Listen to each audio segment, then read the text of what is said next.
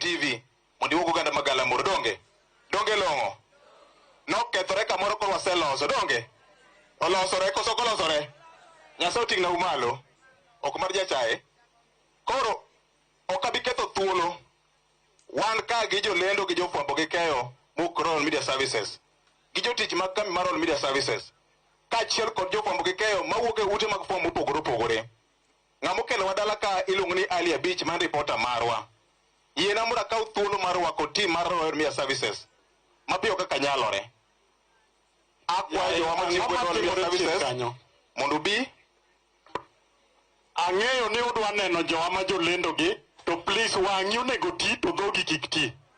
Wakwayo ni kata wang'i oti jogi wanwang'o ng'uono mar Nyasaye nyathiwa Ali Abich okelnwa jogi kae waneno gima gichien koro kata wang'i onen mos kiyie to kik igo koko. Koro kamano koro abiro miyo moro ka moro nikech sa owach nyinge mondo ogol ote mare mar kuyo kawuono. Kosetimo mano to ogai marwa mar motelonwa e wuoth ma kawuono biro wacho wach mogik ote mogik mar kambi mar Royal Media Services. Bang'e kanyo abiro tiyo kaluongo jowetewa mamoko ma bende watiyo godo e ute mag fwambo mopogore opogore. Wan kaka joka ng'at achiel koro akwayo ni komiyi microphone tiwacho nyingi department mitiye then imiyo microphone nyawadu machielo. Erokamano ahinya.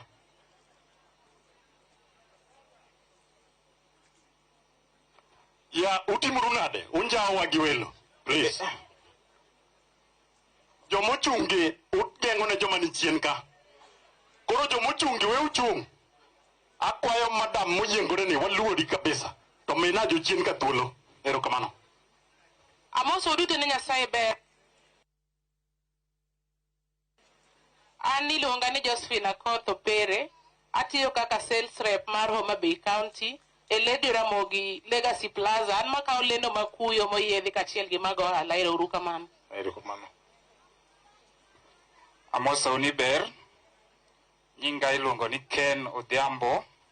Ajanya kach Koguta. Ane driver mar Royal Media mokelo crew mineno ka gite. Atimo mos makende ne jok moyudo kuyo Nyasaye mondo rito. Tusalimianeni, hamjambo.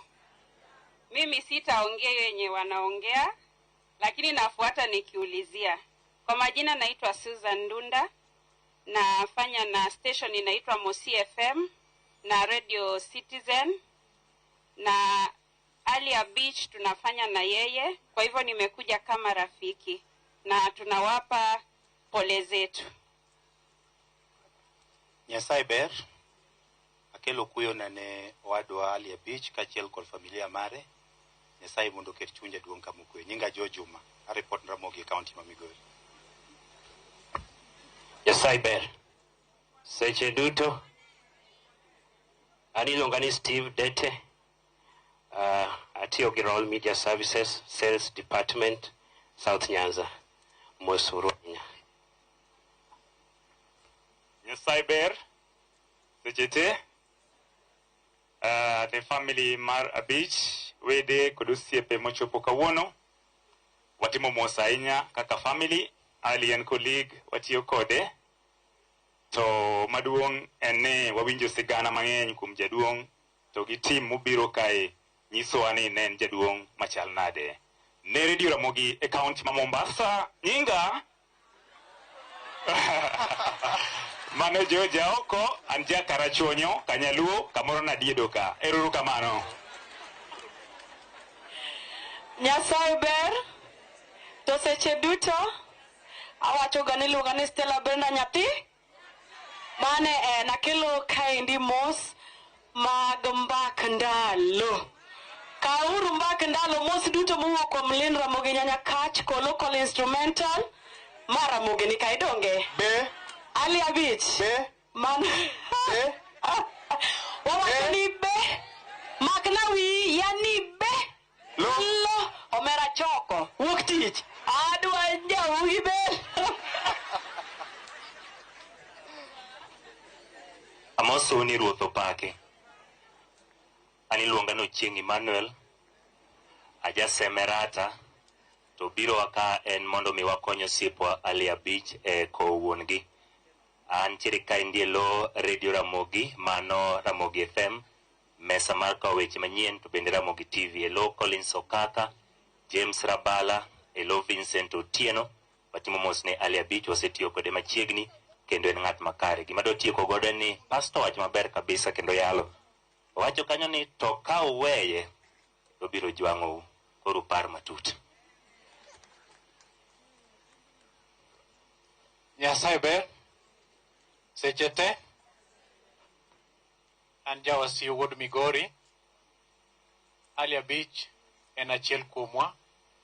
Achopo kaka achiel kuom jofwambo makeyo weche matuch, to gi sechegi abiro kwayo yo makende ahinya mondo Nyasach kwe obed kod familia achiel kod osiepe. To kora awach nyinga kikarawie Walter Nyambaga, Ramogi TV. Nyasaye ber seche te. Nyinga Simfrozo Kinda, awuok Kisumu Kanyakwar, ati Ramogi TV, asomo news ma tich ang'wen gi tich abich gotieno. Kao kamano mos makende ne anyuola mar Ali Abich kachiel koda joma bei duto. Ero kamano. Aya, erokamano ahinya. Koro aidho malo matin. Wuod piny, wane gi jopiny. Yesu opaki. Opak Ruoth. Jokanisa opak Yesu. Wawinjo wach mochamo chuny kendo mochuo chuny kendo mopuonjo chuny. Kendo amor ahinya kaluwore kod jadolo moyalo kawuono. An adhi kata obedo ni nabiro e kuyo, tadhi kapogora gi ng'ama nobiro cha. Nikech opuonja weche moko maigi tek, to puonja i dakika 20 kende. Amor ahinya kawuono kata obedo ni wantiere kuyo. Wabiro kuyo kod familia mar Ali Abich. Ali Abich wasetiyogo kanodonjo Royal Media Services higa mag 2017. Oyudo ka nasekawo higa achiel, to wasetiyo kode ka bende natelo ne weche mag weche manyien e Radio Ramogi. Wasetiyo kode thuolono duto, kendo ka watiyo gi Ali Abich wachalo kaka owete, ma kata kaka wamosore, kata kaka wapenjore weche, en mani to ndugu to kono chiew nade, Homa Bay chal nade. Ok wasebedo gi lweny nikech en ng'a moro mamuol, kendo nyiso ni kido mane jaduong' okete en kido ma oluwo kendo nyaka sani. Omeno ka kweth mathoth ni duto ochopo ka mondo mi oku kod Ali Abich bang' nindo mar wuon mare. Ramogi FM kucho nyicho winyo ng'ato kinde mokalo gokinyi kasomo weche manyien ni Ken Muga kod Lamo Yiech. Sani to kuthor winja okuthor winja ahinya, to wantiere kanyo kaluwore kod adwa mana ng'ade matin. Ok olidhro Lamo Yiech matin, donge? Olidhi? Lamo Yiech to koro dong nyaka gimoro timre ki Yiech. Koro an awuoda ni en Akuba. In Akuba. Akuba to iwacho nang'o? You can do me nothing. You can do me what? Nothing. Ni? Sewacho. Iwacho? Erokamano ahinya. Koro nyinga en Ken Muga. An e jachung weche mar Ramogi TV, kendo wasebedo kwatiyo gi Ali Abich Ramogi TV kanyo nyaka ne wachake. Discipline, kido gi tim makare ma Ali Abich abro mana medo jiwo jogweng'ni gi nyithindo duto kata gi familia mamoko bende.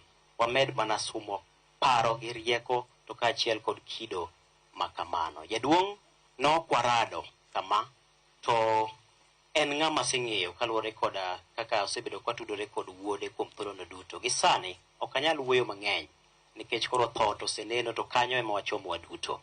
Elo jogo ma watiyogo kocha, Lydia Okeyo ma nyarwa Hambla nowacho ni aor kuyo makende nikech onego bed ni en bende entie ka, nikech koro mato liel mani dala, to kaluwore kod mago ma ok nyal geng'o ok onyal chopo. Koro wacho ni mare to nyaka na wach achiel kachiel, mondo kik wach ni to nyarwa cha en dakwa ne liel mapacho.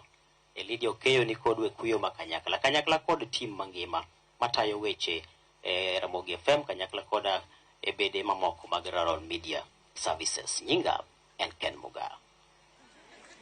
Erokamano ahinya Ken Muga Nyakwar Perez. Koro yiena mondo akaw thuolo. Koso wero namba 224 donge? Ruoth ni koda e yo duto donge? Ka chwanyora otimo nade?